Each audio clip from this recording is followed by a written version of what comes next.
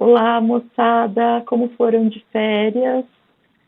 Estamos voltando então com a semana 4 de português, relembrando que na semana 3 de língua portuguesa a gente falou sobre a segunda fase do modernismo no Brasil e destacamos os autores de prosa. Então agora a gente vai retomar a segunda fase do modernismo no Brasil, só que a gente vai destacar os autores de poesia. Segunda fase do modernismo no Brasil, poesia, com a professora Cíntia. Então, recapitulando, o contexto é o mesmo, né? Estamos falando da segunda fase do modernismo no Brasil, de 1930 a 1945. A gente tem aí a crise de 29, a Revolução de 30, a Era Vargas, a Revolução Constitucionalista de 32, o New Deal e a Segunda Guerra Mundial, que eu comentei para vocês no nosso vídeo da semana 3. O projeto literário também é o mesmo, é o projeto literário da segunda fase do modernismo no Brasil. A gente tem uma reflexão sobre o sentido de estar no mundo, um foco no contexto sociopolítico, uma renovação da linguagem, uma maturação, concretização e afirmação dos valores modernistas. E as características também são as mesmas, são as características da segunda fase do modernismo no Brasil, as mesmas que a gente viu na semana 3. Influência do realismo e do romantismo, nacionalismo, universalismo, regionalismo, temática cotidiana, linguagem coloquial, influência da psicanálise de Freud. Agora a gente vai falar mais especificamente sobre a poesia, né, nos próximos slides. Então aqui a gente tem uma fase mais madura da poesia modernista. A gente tem abrangência temática, exatamente por conta dos questionamentos. Então, esses questionamentos, eles podem ser muito mais abrangentes, né? Os artistas têm liberdade de criação, né? Essa é uma das máximas do modernismo, inclusive, né? Continua nessa segunda fase. E, comparando com a primeira fase, né? Agora sem a preocupação de chocar. Porque lembra que na primeira fase, com a Semana de Arte Moderna, eles meio que já sabiam que a arte ia chocar e por isso eles se juntaram para apresentar tudo junto, para fortalecer o movimento, né? Então, é essa a ideia. Agora, isso amadureceu, não existe mais essa preocupação de chocar as pessoas e eles podem simplesmente exercer a sua liberdade de criação. Dentro dessa liberdade de criação, a gente vai ter o surgimento dos versos livres e brancos, ou seja, sem métrica e sem rima, mas a gente também vai ter a possibilidade de continuar usando os versos metrificados, né? Com o mesmo número de sílabas poéticas. Então, alguns autores, alguns poetas, vão optar pelos versos livres e brancos, outro pelos versos metrificados, outros vão usar os dois ao mesmo tempo e brincar com isso, né? A gente viu quando a gente estava falando sobre o modernismo em Portugal, a gente viu que o Fernando Pessoa fez isso, né? Alguns poemas são metrificados e alguns poemas têm versos livres e brancos, né? Essa segunda fase do modernismo no Brasil, quando a gente fala de poesia, a gente pode chamar de poesia de 30, né? Não sei se vocês se lembram, na semana 3 de português, a gente viu que a prosa pode ser chamada de romance de 30, né? Aqui a gente vai falar hoje sobre a poesia de 30.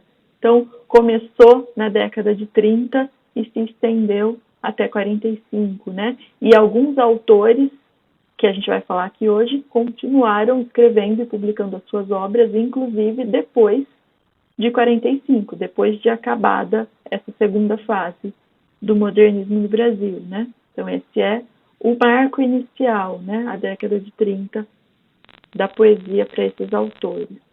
Coloquei aqui um quadro da Tarsila do Amaral, chamado Segunda Classe. Ele está aqui porque a gente vai ter na poesia de 30, assim como a gente teve na prosa também, né, uma preocupação social, uma preocupação em retratar a sociedade como um todo, os problemas pelos quais a sociedade passa e etc. Né? Então a gente tem aqui as pessoas descalças num trem da segunda classe, né? Está escrito aqui a retratação de uma camada da sociedade que teve pouco destaque nas obras de arte até então, né? Os autores de poesia, que a gente vai conversar então nessa semana, são esses 6 nomes, grandes nomes da literatura brasileira, né? Todos eles. Carlos Drummond de Andrade, Cecília Meirelles, Mário Quintana, Murilo Mendes, Vinícius de Moraes, Jorge de Lima.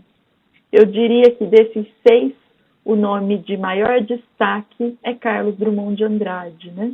Um nome aí de muito destaque na poesia brasileira, na história da poesia brasileira, né? Se a gente considerar todas as escolas literárias. Carlos Drummond de Andrade se destaca. A Cecília Meirelles se destaca como uma das principais mulheres aí, né, da poesia brasileira, então também é um nome de bastante destaque. A gente vai conversar então sobre eles, a gente vai ver um poema de cada um deles, né? Vou destacar um poema de cada um deles para não ficar muito longo. Vou começar então com a Cecília Meirelles, essa mulher simpática aí da foto. Vou destacar alguns elementos, né, que são presentes na poesia dela, algumas características aí importantes.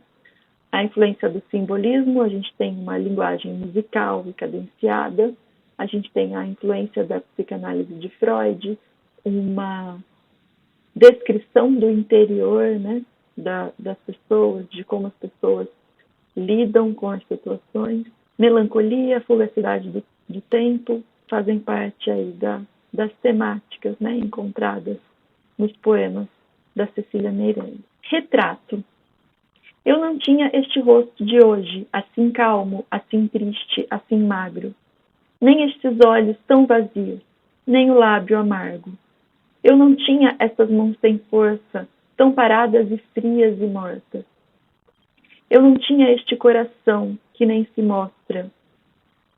Eu não dei por esta mudança, tão simples, tão certa, tão fácil. Em que espelho ficou perdida a minha face? Cecília Meirelles. Então, esse poema, ele se chama Retrato. Então, ele tem... Um retrato é uma imagem física da pessoa. A gente tem aqui um espelho, né? Ela está se olhando no espelho, talvez, vendo o seu rosto. Então, a gente está brincando com essa questão da aparência, né? De como ela se vê. Talvez do envelhecer, né? Ela não tinha esse rosto de hoje, ela tinha um rosto mais jovem, né? Houve uma mudança física. Mas é só um retrato do exterior que a gente tem aqui? Está falando só de físico? Não, né? Não está falando só do rosto calmo, magro. Não, calmo já é uma característica mais, apesar de também ser exterior, né? Um rosto calmo, você também tem como uma característica interior, calmo, triste, olhos vazios, estou falando de uma característica interior, né? O lábio amargo, veja, já está mexendo aqui com os sentidos, né? Olha a característica simbolista. Então, o lábio amargo também está falando de alguma coisa interior, né? O calmo e o amargo são ao mesmo tempo exteriores e interiores, né? Então, você tem o envelhecer, mas você tem também o perder o vigor, a empolgação. Por que ela não se deu por essa mudança, se é uma mudança tão simples, tão certa e tão fácil? Que é o envelhecer, que é o mudar com a experiência de vida, né? com as nossas vivências. Porque ela está falando de ela, eu digo o eu lírico, né? Não a Cecília, claro. Lembra, o narrador do poema é sempre o eu lírico, né? Ela não percebeu essa mudança porque ela tá se vendo do seu próprio ponto de vista, né? Então, quando você envelhece um dia, mais um dia, mais um dia, e sempre aos pouquinhos, você não consegue perceber essa mudança. Que a gente percebe, por exemplo, numa pessoa que a gente fica muito tempo sem ver, e a gente enxerga de novo, a gente percebe que a pessoa mudou por dentro e por fora, né? Mas essa convivência dia a dia consigo mesmo faz com que ela não tenha se dado por essa mudança, né? Esse eu lírico não tenha percebido. Então, veja, a gente tem aqui uma análise interior, né? Então, vejam, vimos características do simbolismo, vimos a influência aí desse discurso psicológico e vimos a outra característica que estava lá no nosso slide anterior, a questão da tristeza, da fugacidade do tempo, da melancolia, né? Que está presente na obra da Cecília Meirelles. Sobre a Cecília, eu também queria destacar um poema dela que foi musicado pelo Fagner, que é lindo, Canteiros. Vou colocar para vocês aí no Moodle, né? Vocês vão poder ouvir o linkzinho da música do Fagner, que é uma música linda, que é outro poema da Cecília Meirelles. Próximo autor, Vinícius de Moraes. Falar um pouquinho sobre o Vinícius de Moraes, que é um grande autor aí, então, da segunda fase do modernismo. Vinícius de Moraes, ele é um grande poeta e ele também é um grande compositor e foi também cantor, né? Ele gravou as músicas que ele muitas das músicas que ele compôs. Ele é famoso na bossa nova, né?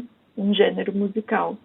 E ele também é um grande poeta, né? Vocês já conhecem alguns sonetos do Vinícius de Moraes. Eu já usei nas minhas aulas, por exemplo, o soneto de fidelidade, quando a gente estava falando sobre métrica, e aí a gente expandiu o soneto de fidelidade do Vinícius de Moraes, né? Nas nossas aulas, a gente viu que tinha 10 sílabas poéticas. Eu declamei para vocês, né, naquela ocasião. Agora eu vou trazer um outro soneto, né, diferente daquele, para a gente poder conhecer mais coisas, né, do autor. Na obra de Vinícius de Moraes, a gente tem a poesia religiosa, a gente tem uma poesia intimista, ele vai meio que mudando de fases, né? Num primeiro momento ele escreve poesia religiosa, depois ele escreve poesia mais intimista, e ele acaba dando um destaque maior para a questão do amor físico, né?